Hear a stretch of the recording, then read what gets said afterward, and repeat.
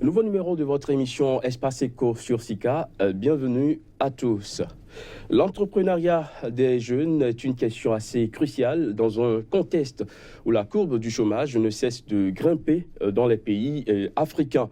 Plus de 10 millions de jeunes actifs qui entrent chaque année sur le marché africain du travail, alors qu'environ 60% d'autres jeunes y sont déjà sans emploi. Le diagnostic est suffisamment évocateur.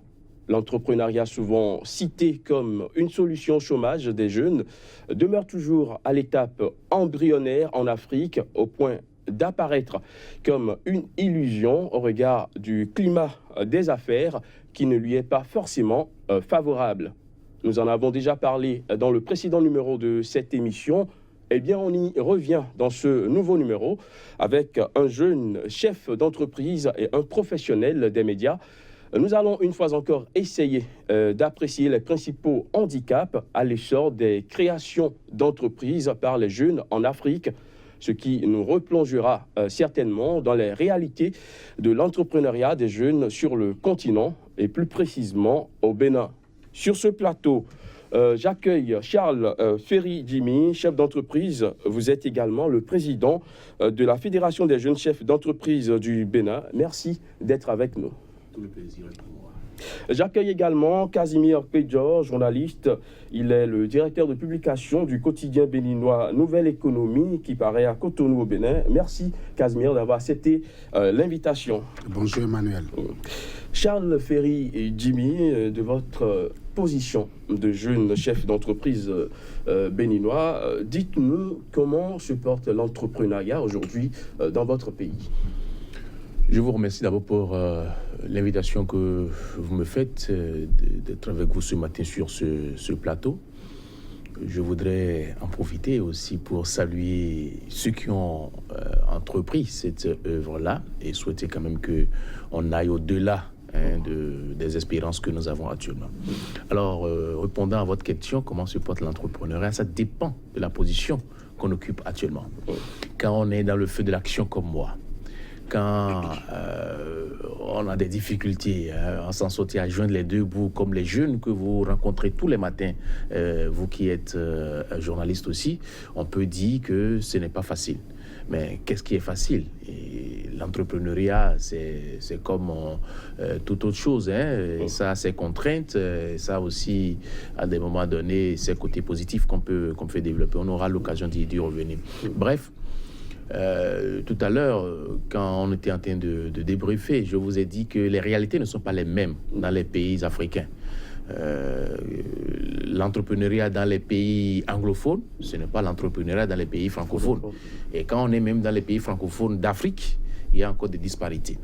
Ça dépend donc de ce que les gouvernants de chaque pays et ce que ces gouvernants-là ont prévu pour booster l'entrepreneuriat. Parce qu'il faut le dire aussi, l'entrepreneuriat et la création de l'emploi, c'est-à-dire la question de l'emploi, la question de l'entrepreneuriat, la question de l'emploi sont des frères siamois, pour ne pas dire des jumeaux. Donc quand on règle l'un, on règle l'autre en même temps. Et je voudrais conclure sur cette première question-là en rappelant que pour créer de l'emploi, il faut d'abord créer des entrepreneurs. Parce que ce n'est pas les 6 000, 5 000, 2 300 personnes ou bien 200 personnes que l'État recrute par an qui règle le problème de l'emploi dans notre pays. C'est de mettre en place un environnement législatif, administratif, fiscal et réglementaire favorable au développement des petites et moyennes entreprises, c'est-à-dire aux jeunes. Pour que les jeunes, lorsqu'ils arrivent sur le marché de l'emploi, qu'ils n'aient d'autre choix que d'aller vers l'entrepreneuriat. Et que même si on leur propose quelque chose comme recrutement dans la fonction publique, qu'ils disent « j'ai mieux ». Or, aujourd'hui, et c'est ça le baromètre que je voudrais que nous puissions regarder, vous voyez des jeunes qui ont créé leur entreprise et qui, 2-3 ans après, sautent lorsqu'ils ont une opportunité dans la fonction publique.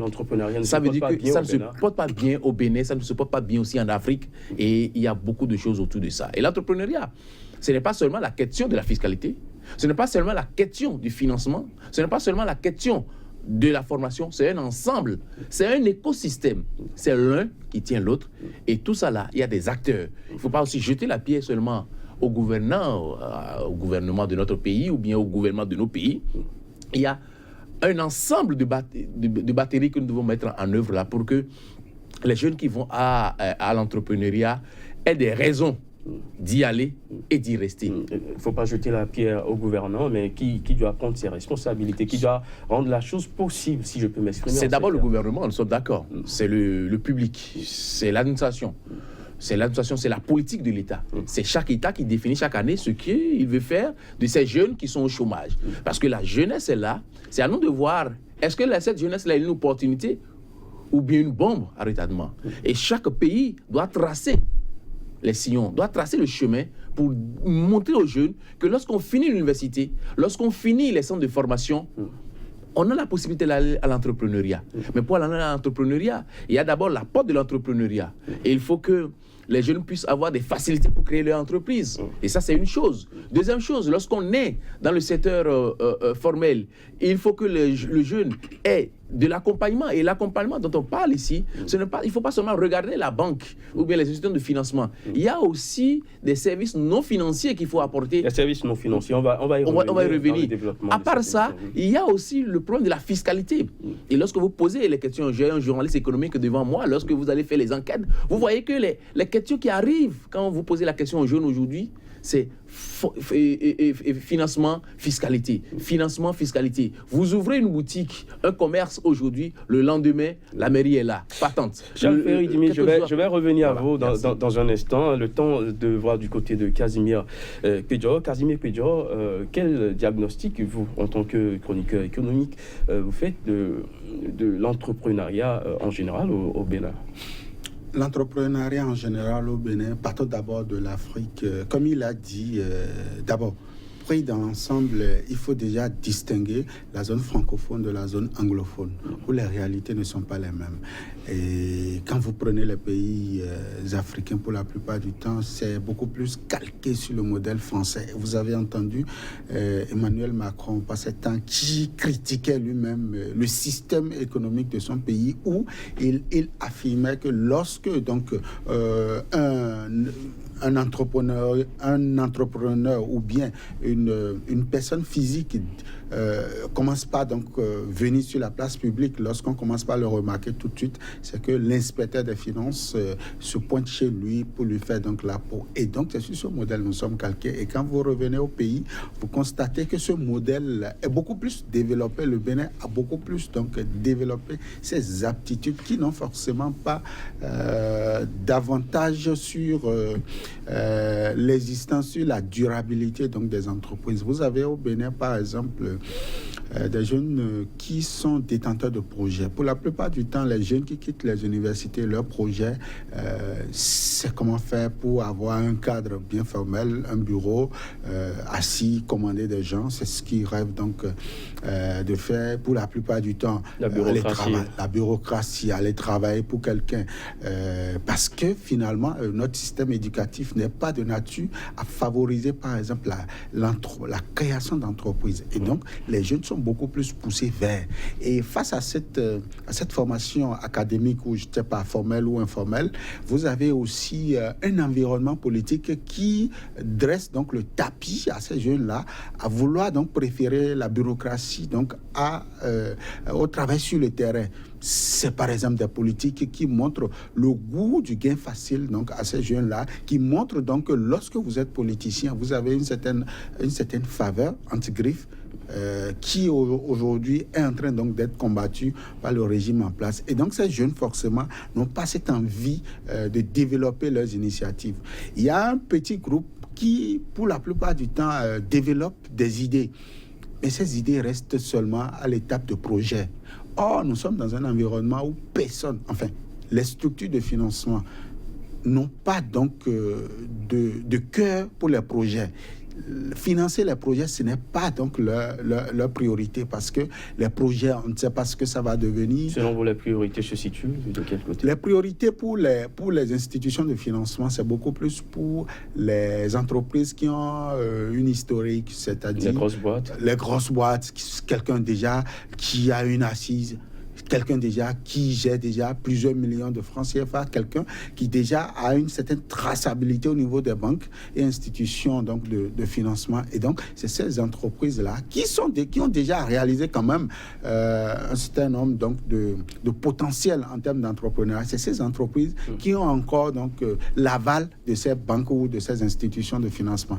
Alors donc, quand vous êtes dans un environnement comme ça, vous vous dites, écoutez, les jeunes n'ont pas leur place dans l'entrepreneuriat. Or, c'est une erreur, c'est une bombe, c'est un mirage de penser que les jeunes ne devraient pas avoir leur place au niveau donc de ce système. Alors c'est quand même un paradoxe, Monsieur Ferry-Djimi, qu'on pousse les jeunes vers l'entrepreneuriat et que en même temps sur le terrain, les institutions ne sont pas disposées, ne sont pas quand même moulées prêts à accompagner ces jeunes à aller à cet entrepreneuriat. C'est ce que nous disons. Vous savez, celui qui a le monopole donc de la décision pour tracter tout le monde, c'est le gouvernement. C'est lui qui trace la ligne, c'est lui qui sait quelle discussion il peut mener avec les institutions de microfinance, les institutions de financement, les banques, pour que les questions de financement puissent trouver leur répondant. Aujourd'hui, deuxième problème, c'est le gouvernement, c'est l'État qui a la fiscalité en main. Et c'est cet État-là qui peut dire aujourd'hui, voilà telle fiscalité que nous faisons aux petites et moyennes entreprises, surtout dans les premières années de création d'entreprise. Nous disons tout à l'heure que les réalités ne sont pas les mêmes entre pays francophones et anglophones. Moi, je connais des pays anglophones, par exemple, où lorsque vous créez votre entreprise pour la première fois, on vous laisse le temps jusqu'à 2, 3, 4 ans avant de venir toquer pour réclamer les impôts. Parce qu'une entreprise, une PME, c'est comme un moteur diesel. Ça prend du temps à prendre. Mais il vaut mieux lui laisser le temps de prendre et de venir. C'est ça le problème. Avant d'en arriver... Aujourd'hui, non, je vais aller. Aujourd'hui, ce n'est pas les mêmes réalités que dans les pays francophones. Vous êtes là, vous êtes fiché, que vous ayez fait des bénéfices ou pas, chiffre d'affaires, tout là. On ne peut même pas savoir est-ce que le jeune, il a eu le temps déjà d'avoir une assise. D'abord, il a des problèmes pour avoir le financement, il n'en a pas. Et il se démerde pour garder quand même cet espoir-là, cette entreprise-là. C'est le fisc ou bien la fiscalité qui se pose. Donc, il faut une politique. C'est chaque État qui définit cette politique-là. Vous avez évoqué le financement. Oui. Vous êtes le président des jeunes entrepreneurs du Bénin. Est-ce que vous avez été confronté à des expériences, par exemple, avec les institutions de financement et tout, ou bien des jeunes de votre fédération qui ont eu des expériences? Est-ce qu'il y a eu des choses concrètes? Oui, je crois que je ne vais pas parler de mon expérience personnelle, mais en tant que président de la Fédération des jeunes chefs d'entreprise du Bénin, je participe à des forats où ces discussions se menaient, où le gouvernement ou des structures public ou privé, dans un cadre de dialogue public-privé, nous discutons de la question donc, de financement.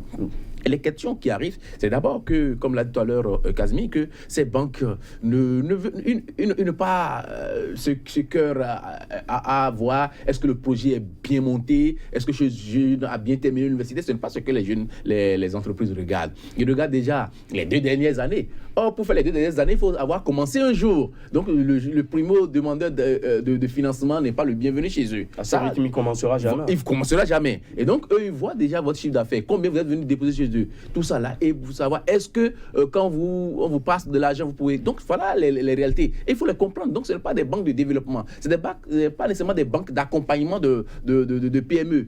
C'est des banques ou ce n'est pas des banques de refinancement comme la BEAD et autres là. Donc, les réalités ne sont pas les mêmes. Donc, et quand vous arrivez maintenant à faire accepter votre projet, où on accepte maintenant de discuter avec vous, vous voyez que c'est d'autres réalités encore. On vous propose des taux qui sont embêtants, qui vont complètement plomber votre business ou bien votre projet. Donc, finalement, Bon, par lassitude, vous êtes obligé soit d'accepter le financement comme ça, parce que vous devez démarrer le projet, vous devez acheter le matériel et autres là-dedans. Voilà les réalités auxquelles les gens sont confrontés. Maintenant, le délai qu'on vous donne pour commencer par solder, pour commencer par rembourser, c'est aussi une réalité. Lorsque vous êtes dans un business, dans l'agro-business par exemple, ou bien dans la plantation, et qu'on vous donne de l'argent cette année et que 6 mois après, on vous demande de commencer par payer quand est-ce que vous avez semé, quand est-ce que vous avez récolté, quand est-ce que vous êtes allé au marché. Donc, il y a ces genres de réalités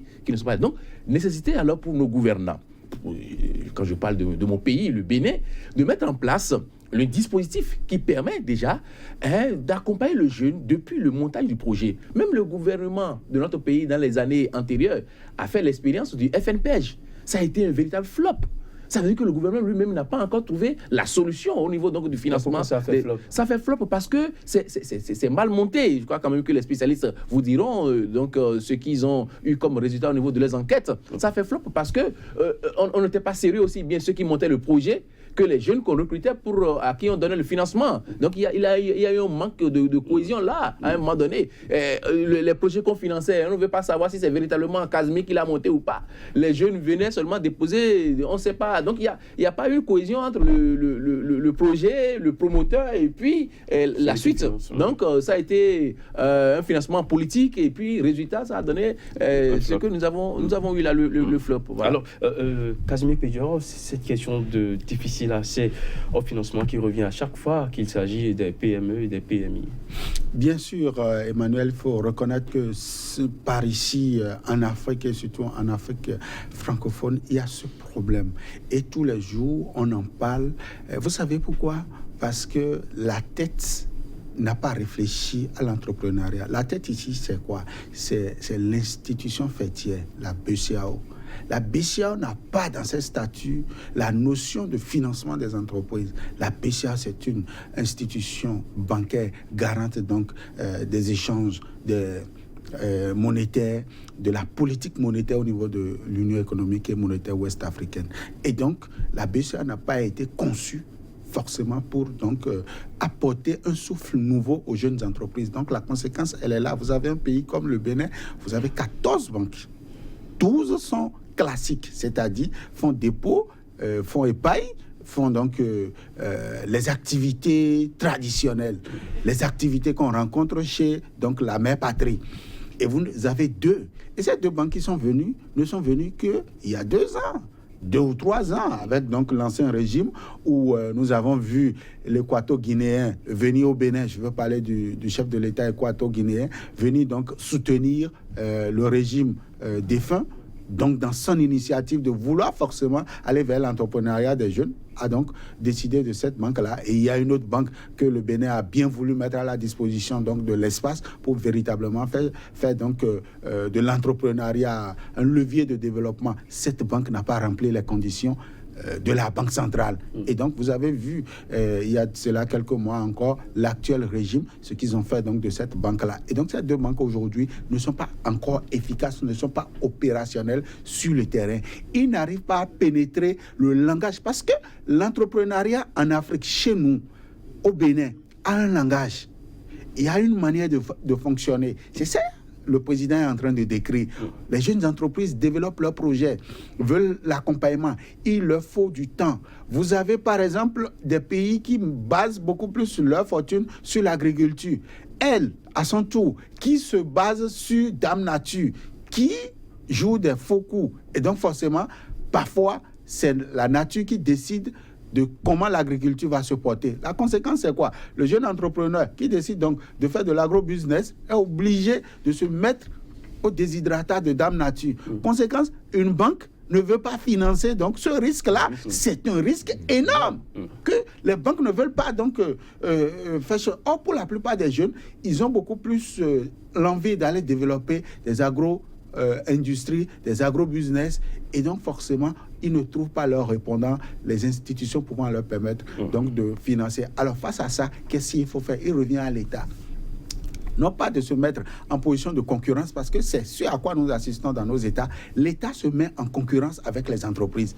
Or, l'État devrait être un partenaire. L'État devrait accompagner, comme il a dit. Donc, on devrait voir l'État derrière ces entreprises pour dire, OK, je prends à bras le corps vos difficultés. Je vous offre ma garantie. Je vous offre la notion de souveraineté. Les banques, allez-y, financez-les. La création des fonds souverains, des fonds de garantie. Merci beaucoup. Des fonds de garantie, des fonds souverains pour dire, les jeunes entreprises, moi je suis derrière vous. Les banques, financez-les au cas où ils auraient donc répondu négativement à vos attentes, c'est-à-dire au cas où ils seront insolvables. Moi, je vous offre donc mes engagements. Et donc derrière, l'État devrait pouvoir trouver le mécanisme par lequel il devrait inciter ces jeunes entreprises à respecter leur cahier de charges. Et donc ça passe par la formation, le recyclage donc de ces jeunes et la mise en réseau telle que la fédération donc des jeunes entrepreneurs qui existe depuis, mais ne retrouve pas l'État pour véritablement lui donner donc cet instrument d'accompagnement. Donc quand vous avez dans un pays, vous avez des dirigeants qui ne pensent pas à ça et que leur souci, c'est comment faire pour aller pressurer, pour aller donc mettre la pression fiscale sur ces entreprises afin que du jour au lendemain, ces messieurs-là quittent le formel et retournent encore dans l'informel. Quand c'est comme ça, vous avez ce que nous avons, un taux de chômage ou de sous-emploi au Bénin qui oscille les 70%. On va revenir certainement à la question de fiscalité. Charles Ferry-Djimi, vous avez évoqué tout à l'heure une solution, approche de solution, des institutions non financières qui peuvent quand même agir et faire changer, faire booster les choses. Vous l'évoquiez tout à l'heure. Oui, comme je l'ai dit, je l'ai inscrit dans une batterie de solutions et d'actions à mener. Je l'ai dit que c'est un environnement à baliser. C'est tout un ensemble, c'est un écosystème à construire. Et donc, de quoi il s'agit concrètement? Oui, les institutions non financières. Il y a aujourd'hui des jeunes qui veulent entreprendre et ce n'est pas le financement qui leur manque. Parce que si on ne fait pas la part des choses, on va croire que tous les jeunes qui arrivent à l'entrepreneuriat, c'est problème de financement, c'est problème de financement des formations. Non. Il y a d'autres qui arrivent avec le financement, soit c'est les parents, comme il y a le système de financement, ou par les héritiers. Mais on sait, dans la famille, on sait que toi tu as un bon projet, le grand frère il a un peu de sous, la grande soeur a un peu de sous. Tu as besoin de combien? Tu as besoin de 10 millions, la famille, tout le monde, on se cotise, on te donne ça. Mais là, tu as un bon projet. Tu n'as pas besoin en ce moment-là de financement classique. Tu as besoin alors là de systèmes non financiers, d'accompagnement non financier, c'est-à-dire le coaching et par exemple un environnement fiscal favorable pour te permettre dans les 2 ans, dans les 3 ans à venir de pouvoir faire comment on appelle ça, ton chiffre d'affaires et pouvoir retourner à l'oncle qui t'a donné 1 million pour que lui en retour puisse aider encore le petit frère qui est en train de venir. C'est ça ce système de financement. Donc tout n'est pas que financier dans l'accompagnement qu'on doit apporter aux jeunes entrepreneurs ou bien aux PME. Donc, il y a l'accompagnement financier, il y a l'accompagnement non financier, il y a les systèmes non financiers. Vous avez, par exemple, les fonds de garantie. Ce n'est pas nécessairement de l'argent qu'on vous apporte, mais on vous accompagne vers les systèmes de financement. Donc, tout ça, là, c'est un système, c'est un ensemble d'accompagnement non financier qu'on peut apporter aux jeunes promoteurs d'entreprise ou bien à la PME au démarrage. Et ça aussi, c'est le gouvernement qui doit mettre ça en place. Nous avons des fonds comme le FONAGA.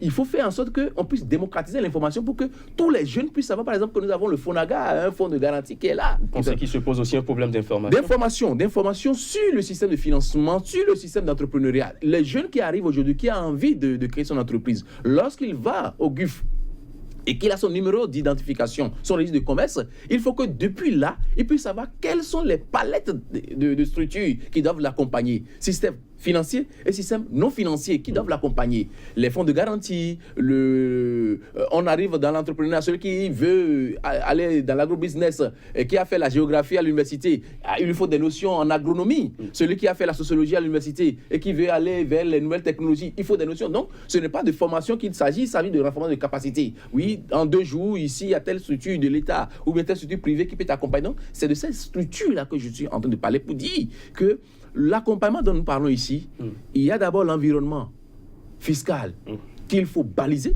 Il faut une fiscalité pour les petites et moyennes entreprises ici au Bénin. Il ne faut pas que ce soit les mêmes procédures donc pour accueillir les grandes entreprises, pour accueillir les petites entreprises. Il faut que lorsqu'un jeune arrive pour l'entrepreneuriat, l'État peut dire attention, pendant 2 ans, je laisse le jeune respirer pour que ce soit dans la troisième année qu'ils commencent par payer les entreprises. En termes de entreprises. fiscalité, je ne pense pas que c'est le même sort qui est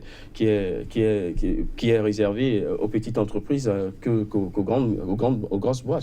C'est pratiquement les mêmes réalités. C'est pourquoi je dis il faut une fiscalité dédiée aux petites et moyennes entreprises, aux primo. Vous voulez dire que toutes les entreprises sont confondues, aussi bien les PME que les grandes entreprises. C'est pourquoi nous faisons donc le plaidoyer depuis longtemps pour que nous puissions avoir une fiscalité de développement, pour que ce soit pour les PME ou les grandes entreprises. Ça, c'est une fiscalité de développement. C'est l'État même qui définit la fiscalité de développement. Ce n'est pas encore une réalité. Mais indépendamment de ça, il faut une fiscalité pour permettre aux petites et moyennes entreprises d'émerger. Parce que nous avons un pays où les PME sont les plus nombreuses dans le système. Que ce soit dans le système de l'informel, que dans le système du formel, même les entreprises formelles aujourd'hui, quand vous allez au niveau donc de la définition d'une PME, aussi bien avec la définition de l'UMOA, la définition de la Banque mondiale, la définition de la BCAO, nous avons plus de 80% de PME dans notre pays. Les 20% qui restent là, c'est les multinationales étrangères qui sont là, dans la téléphonie et autres là. Donc quand nous regardons bien la définition de la PME, la plupart des entreprises béninoises sont des PME, certes. Donc ça se posait la question, on dit, mais quand vous demandez un regard particulier sur les PME, vous demandez alors un regard particulier sur l'ensemble alors du système fiscal. Ça dépend, ça aussi c'est les cadres de l'administration qui savent ce que c'est. Parce qu'il y a un thème qui revient depuis longtemps, c'est l'élargissement de l'assiette fiscale. Élargir l'assiette fiscale, c'est quoi? Nous sommes 3 ici. L'État dit, vous les 3, je veux 10 millions chez vous. C'est nous qui avons pris le risque de nous mettre dans le formel. Alors, les 10 millions, on doit se partager, ça veut dire que chacun de nous paye 3 millions, 3 millions, 3 millions. C'est trop pour nous.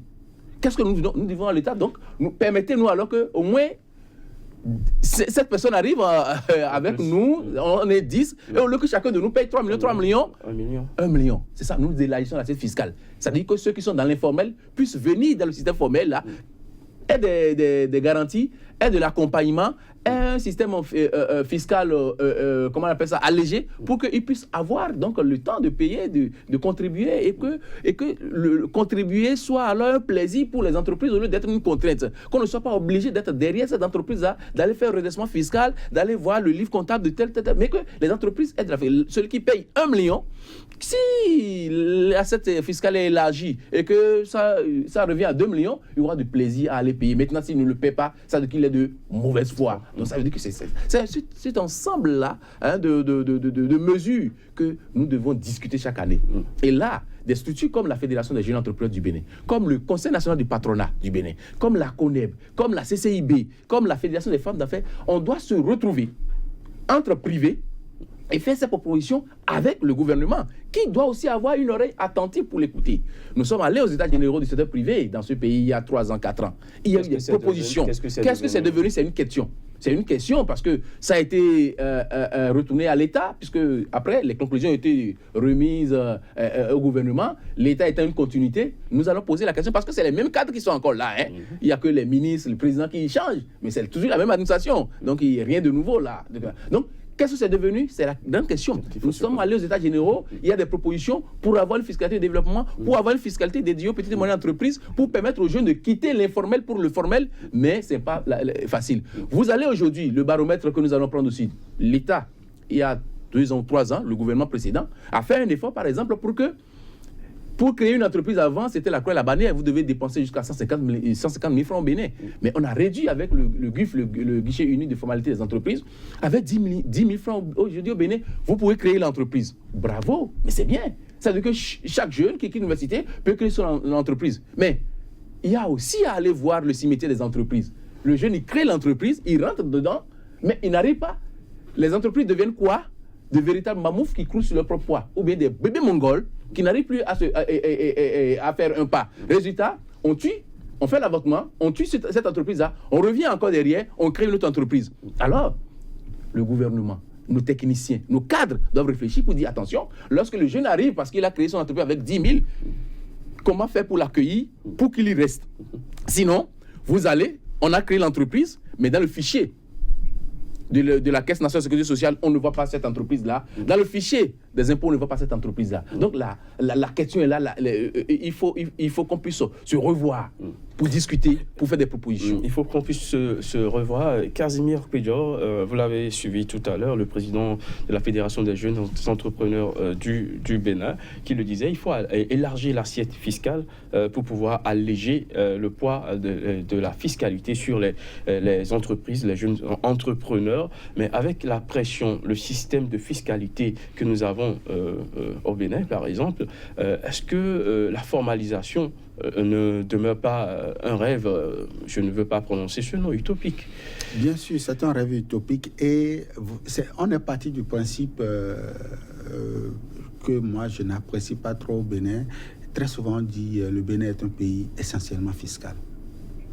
Et c'est partant de ce principe que le gouvernement se voit obligé donc d'aller chercher l'argent, d'aller pressurer donc les entreprises pour véritablement entrer en possession de son financement. C'est un mirage, c'est une erreur très grave que nous faisons parce que entre l'État qui veut avoir son budget pour pouvoir exercer convenablement, pour pouvoir régler donc la question de, je ne sais pas, la question politique du projet de société devenu programme de gouvernement ou programme d'action du gouvernement et lutter contre le chômage, lutter contre le sous-emploi, lutter contre le taux de mortalité excessif des entreprises au Bénin, il faut choisir.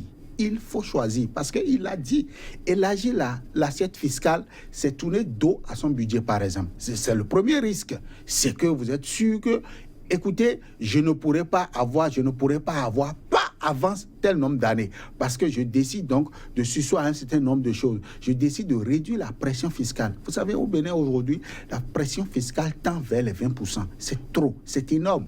Pour une norme communautaire de 15%, le Bénin a déjà atteint les 20%. Quand vous avez une telle pression pour les entreprises, c'est que forcément, les gens qui sont déjà dans le formel ont envie de retourner dans l'informel. Parce qu'il a dit, le taux de mortalité est excessif. On a aujourd'hui la possibilité d'aller créer une entreprise. Le jeune universitaire se dit, waouh, bravo, il descend au GUF, il crée, il remplit les formalités, il crée en une journée, même pas en demi-journée, il a déjà son entreprise. Mais attendez, le 31 décembre, faites le bilan, mais il est déjà retourné encore dans l'informel. Parce qu'il a compris que là-bas, mais c'est une erreur.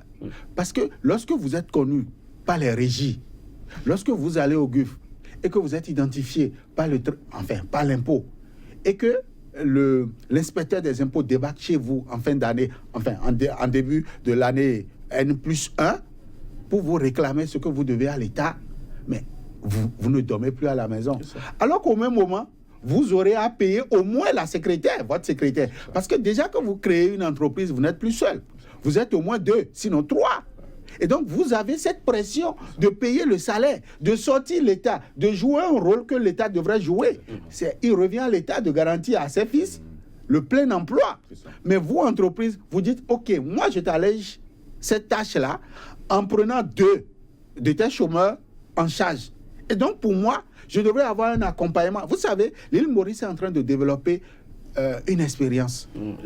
La taxe négative, aujourd'hui, a été votée à l'île Maurice, par exemple, pour véritablement accompagner les maisons entreprises, les petites et moyennes entreprises, les tout nouveaux qui viennent, ont un certain nombre d'années de grâce pour pouvoir exercer, pour pouvoir donc faire face aux réalités, aux aléas de l'entreprise. Parce que on est en train ici de parler des conditions pour accompagner ces entreprises. Mais il y a aussi un monstre qui tue nos entreprises. C'est la concurrence déloyale livrée donc par les multinationales qui nous viennent directement de l'Asie ou de l'Europe, des États-Unis, qui produisent à bon marché et peut-être avec une qualité rudimentaire, mais avec une publicité tapageuse qui n'offre pas forcément de l'aisance pour nos entreprises. Je donne un exemple. Quand vous prenez l'agro-business, notamment le secteur des huiles, il y a une gamme d'huiles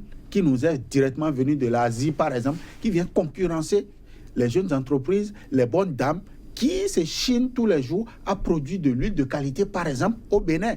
Quand vous avez donc ces différents facteurs où l'État devrait normalement réglementer le secteur pour permettre à ces jeunes entreprises de pouvoir entrer en possession de leurs investissements. Quand vous avez déjà cette difficulté sur place et que vous avez un autre monstre État qui vous met la pression dessus.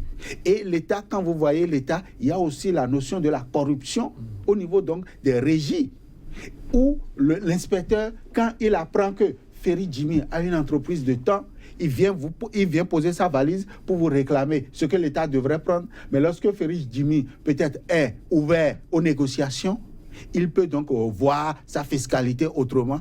Quand vous avez donc tout ça là qui vous empêche de véritablement développer votre initiative, quand vous avez ça, et que l'État devrait venir aussi avec son cocktail de pression, forcément, les jeunes ne peuvent que retourner à leur case de départ pour chercher la protection dans l'informel. Parce qu'aujourd'hui, qu'on le veuille ou non, il y a quand même l'informel qui protège les entreprises. Hein.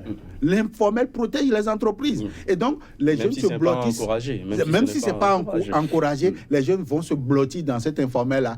Et mieux, vous savez, même les grosses entreprises aujourd'hui au Bénin travaillent sur l'informel parce que lorsque vous produisez, c'est la bonne dame, c'est le sieur, le jeune entrepreneur qui est venu de l'université, qui prend votre produit pour amener chez le consommateur final. Ce n'est pas vous, parce que vous ne pouvez pas être grossiste, par exemple, et être encore détaillant sur le terrain. Et pour la plupart du temps, les détaillants, aujourd'hui, dans notre système, c'est les jeunes entreprises qui sont dans l'informel. Donc, l'État devrait trouver le mécanisme, très rapidement, en 30 secondes, l'État devrait trouver le mécanisme par lequel il se présente désormais, il se pointe désormais chez les chefs d'entreprise comme un partenaire de développement et non comme un concurrent qui doit chaque fois leur mettre la pression dessus afin qu'au finish, on ne puisse rien avoir et que nous tous, nous soyons perdants dans le système. Alors, en face de toutes ces difficultés, M. Ferry Jimmy, du côté de la Fédération des jeunes entrepreneurs du Bénin, est-ce que vous avez déjà eu l'impression que l'entrepreneuriat miroité à la jeunesse, en Afrique en général, au Bénin en particulier, n'est qu'un mirage, puisque forcément, l'environnement ne s'y prête pas? Oui, l'environnement ne s'y prête pas, mais nous ne devons pas baisser la garde. Nous devons faire des propositions. Parce que ailleurs, c'est la solution. Et pourquoi ça ne peut pas être la solution chez nous? C'est ça le problème. C'est la solution face, comment on appelle ça, à la percée donc, de l'informel. C'est la solution par rapport au taux galopant donc, de chômage. Et donc, ça veut dire que l'entrepreneuriat, s'il est bien encadré, ça peut être la solution. Donc, nous ne pouvons pas dire que c'est un mirage. Non. Ça dépend donc de ce que nous avons en face. Vous avez parlé tout à l'heure de l'État qui doit prendre désormais les entrepreneurs, les jeunes entrepreneurs, le secteur privé comme un partenaire et que nous ne devons pas voir le gouvernement, l'administration fiscale comme un gendarme derrière nous. L'année 2018, le budget qui est voté, j'ai vu le ministre des Finances, quand ils ont voté pour dire, oui, c'est 60% de recettes propres. Mais quand on dit recettes propres, ça dit quoi? Les entreprises locales. quand on va à 60% désormais, ça veut dire que c'est auprès des entreprises-là. Alors, comment faut-il faire désormais pour que ces 60%-là ne soient pas désormais un poids sur la tête, mais que de façon simple, on puisse aller tout ça. Donc, voilà aussi une problématique que nous devons régler. Donc, il faut mettre en place des politiques, il faut discuter. Il faut discuter avec les partenaires que sont les organisations professionnelles, les gens du secteur privé, la CCIB et autres. La façon de dire qu'aujourd'hui, il n'y a pas le dialogue. Le dialogue public-privé au Bénin, oui, ça se poursuit, mais ce n'est pas encore à ce rythme qu'il faut le faire. Il faut accélérer le rythme, il faut discuter, il faut parler toujours. Vous avez suivi, par exemple, le groupe de travail fiscalité du secteur privé, dirigé par le professeur Prince Agbodjan, avec les propositions qu'ils sont allés faire au Parlement. Bon, est-ce que toutes ces propositions étaient prises en compte dans la dernière loi des finances? Je parlais tout à l'heure donc de l'accompagnement fiscal qu'il faut apporter aux jeunes entrepreneurs. Le gouvernement précédent a mis en place ce qu'on appelle la TPS, la taxe professionnelle synthétique, pour permettre aux jeunes donc d'avoir des impôts moindres à payer. Mais ce que nous sommes en train de voir actuellement, c'est que la taxe professionnelle synthétique, la TPS, est en train de disparaître. Avec les politiques que nous sommes en train de faire pour pouvoir avoir 60% de recettes propres au niveau du budget, ce n'est pas ça. Or, il faut que le programme d'action du gouvernement, nous croyons donc à ce programme d'action du gouvernement pour dire que c'est les petites et moyennes entreprises qui sont les socles donc de la réalisation de ce budget d'abord, mais aussi le programme d'action du gouvernement, si on leur ouvre la porte de l'informel à travers donc l'élargissement de l'assiette fiscale, à travers donc une politique fiscale moindre qui leur permet donc de se créer et d'exister. Il faut qu'on puisse réduire le taux de mortalité des entreprises. Sinon, nous aurons des jeunes qui vont entreprendre, mais vont entreprendre dans l'informel. Ce n'est pas bien parce que aujourd'hui, les jeunes, ceux qui arrivent quand même à tenir ils tiennent comment? Ils tiennent sans que l'entreprise ne crée de la valeur ajoutée. On ne recrute personne. Le jeune, vous le voyez, il est bien sapé comme Casimir l'est. Il a son véhicule pimpant. Il vient, tout est dans son sac. Est-ce que c'est ces entreprises que nous avons besoin? Non. Nous n'avons pas besoin de ces gens d'entrepreneurs. Nous avons besoin des entrepreneurs qui se créent, qui ont un siège, qui recrutent, qui n'ont pas peur de s'afficher. Qui n'ont pas peur de s'afficher, qui n'ont pas peur de recevoir les gens des impôts. Parce qu'il y a une politique fiscale moindre qui ne leur fait pas peur. Mais si nous avons des entrepreneurs, même si nous sommes dans le formel, et que nous avons des entrepreneurs qu'on ne peut pas voir dans le circuit, aujourd'hui, il reçoit ses partenaires ici, le lendemain, il reçoit ici, ça veut dire qu'on a des jeunes entrepreneurs, mais qui ne créent pas de la valeur ajoutée. Il faut désormais que les jeunes entrepreneurs, les PME, puissent créer de l'emploi pour aider le gouvernement et aider l'État. Alors, au-delà de la problématique de l'accès au financement et de la pression fiscale sur les entreprises, est-ce que quelque part le manque de formation adéquate pourrait également expliquer cet état embryonnaire de l'entrepreneuriat des jeunes en Afrique et particulièrement au Bénin? Parce qu'on pousse les jeunes vers l'entrepreneuriat, mais très peu d'écoles de business, très peu d'écoles forment aujourd'hui des étudiants aux notions, aux capacités entrepreneuriales. Dans nos universités, on continue de fabriquer des médecins, on continue de fabriquer des économistes, on continue de fabriquer des juristes, on continue de fabriquer des littéraires, alors que l'Afrique a besoin de créer des richesses, l'Afrique a besoin de créer de l'emploi à Casimir. Oui, par ici, en zone francophone, j'ajouterai, parce que quand vous allez au Nigeria, on continue de fabriquer plutôt des agronomes, on continue de fabriquer des businessmen. Plus d'agronomes que de littéraires. Vous avez par exemple toute une université qui est dédiée exclusivement à la promotion agricole. Je parle de l'université d'Ibadan. Quand vous allez là-bas, mais écoutez, c'est l'élite pense. Vous avez même au Nigeria, vous avez une bourse, un marché financier dédié à l'agriculture, où aujourd'hui le Nigeria pense. Et mieux, le Nigeria a encore la capacité aujourd'hui d'envoyer un de ses fils au niveau donc de la Banque africaine de développement. Et donc aujourd'hui, ce monsieur, il est capable, il a toute la latitude d'accompagner son pays, même si il n'est plus là. Forcément, pour le Nigeria, aujourd'hui, on sent que le Nigeria a envie de faire quelque chose. Et donc, je dis par ici, chez nous, en pays francophone, la notion donc de la formation, de l'adéquation académique et le marché de l'emploi, ce n'est pas encore la chose la plus partagée. J'ai envie de généraliser, mais au même moment, je mets un peu de bémol parce qu'il y a quand même un système qui nous montre que ce n'est pas forcément les pays francophones. Quand vous prenez la Côte d'Ivoire, il y a tellement de jeunes entrepreneurs aujourd'hui en Côte d'Ivoire. Il y a tellement d'investisseurs. Il y a tellement de personnes qui veulent financer les jeunes startups au niveau de la Côte d'Ivoire. Vous avez vu le président Macron la dernière fois à Abidjan, tout ce qu'il a promis donc à cette jeunesse entreprenante, ça vous donne donc de la matière. Vous avez envie de quitter le Bénin pour aller en Côte d'Ivoire pour travailler. Et mieux, le président ivoirien, enfin, le président français a promis donc délocaliser le diplôme. La signature donc de certains diplômes seront co-signés par la France et donc la Côte d'Ivoire. Vous comprenez désormais que l'entrepreneuriat est au cœur de la formation académique. Et donc, quand des pays comme donc, le Sénégal donnent l'exemple, quand des pays comme la Côte d'Ivoire donnent l'exemple, je ne sais pas ce qui peut arriver à un pays comme le Bénin de ne pas donc emboîter le pas, de ne pas se mettre un peu en cause, de ne pas mettre son système éducatif un peu en cause pour véritablement tourner le regard vers l'entrepreneuriat. Et face à tout ça, vous aurez peut-être des gouvernants qui pensent moins politique. On a beaucoup plus misé sur ce système parce qu'on s'est dit c'est des acteurs du développement. C'est un opérateur économique qui est là. Et donc, il aura plus de regard vers la gestion, la création, au regard des difficultés que lui-même il a.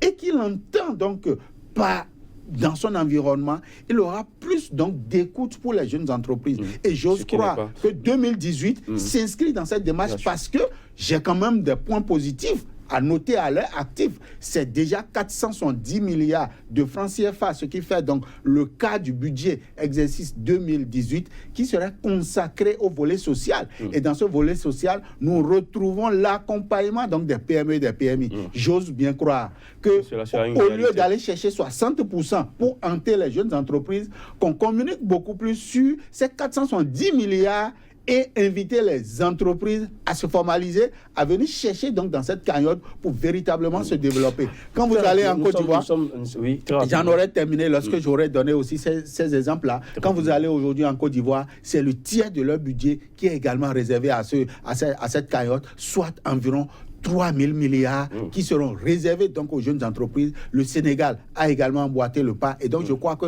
2018 s'annonce comme une année où les jeunes entreprises sur le continent auront beaucoup plus de largesse à aller véritablement développer ce qu'ils ont dans la tête. Alors, il y a ce problème d'incohérence entre filières proposées par les universités au Bénin et le besoin du marché de l'emploi. Monsieur Ferry Djimi, nous sommes presque à la fin, 1 minute avant de mettre un terme à cette émission. Mais malheureusement, nous n'avons pas beaucoup de temps pour développer ça. Que c'est important parce qu'aujourd'hui, nous avons parlé de fiscalité, de financement, mais il y a aussi le problème de la formation des jeunes. Il faut changer le mental, le disque dur qui permet. Aujourd'hui, quand vous allez au marché Topa, la dame n'a jamais mis pied à l'école, mais elle est la meilleure technicienne du marketing avec vous. C'est ça ce qu'il faut faire aujourd'hui à l'université. Le problème aussi, ce n'est pas de dire seulement qu'on forme les agronomes. Moi, la fois dernière, j'ai écouté le président Zinsou, il a déjà décidé, voilà, qui disait qu'il a rencontré un de ses neveux qui a fait l'agronomie à l'université. Il dit, mais ça va mon jeune, oui, tu fais quoi? Il dit, tonton, je suis au chômage. Tu as fait quoi à l'université? J'ai fait l'agronomie. Il dit, mais comment? Bon, tu ne peux pas faire l'agronomie et être au chômage. Donc, vous voyez aujourd'hui, le problème, ce n'est pas de former ou de ne pas former les agronomes seuls. Aujourd'hui, même si on forme les littéraires, il faut que ce soit la littérature du business. Même si on forme les sociologues à l'université, que déjà, depuis la première année, que ce soit la sociologie du business qu'on apprend aux jeunes là, et quand ils finissent là, quand on leur propose même quelque chose dans la fonction publique, ils disent, écoutez, j'aime mieux. C'est de ça qu'il s'agit.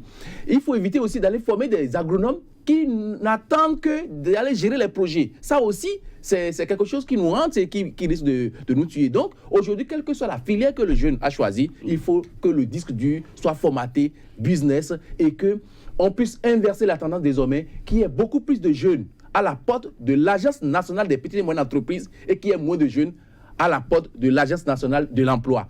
Que lorsqu'on lance un concours de recrutement à la fonction publique, que les jeunes disent « j'aime mieux » que d'aller dedans, au lieu d'avoir 50 000, 100 000 jeunes qui vont déposer les dossiers alors qu'on veut seulement 100 personnes. C'est ça, et ça, c'est le gouvernement qui doit le faire, c'est nous qui devons le faire, c'est chacun de nous.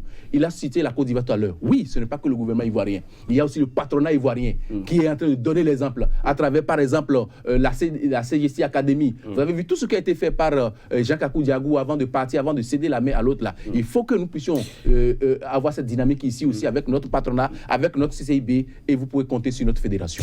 Merci à vous d'être passé sur le plateau de cette émission. Charles Ferry Djimi, président de la Fédération des jeunes chefs d'entreprise du Bénin, Casimir Pédior, directeur de publication du journal Nouvelle Économie qui paraît à Cotonou au Bénin. Merci d'être passé avec vos différentes analyses et explications. Mesdames, Messieurs, ce sera tout pour ce numéro d'Espace Éco. Prochain rendez-vous dans une semaine, même heure, même fréquence. Surtout restez avec nous. L'information revient sur SICA.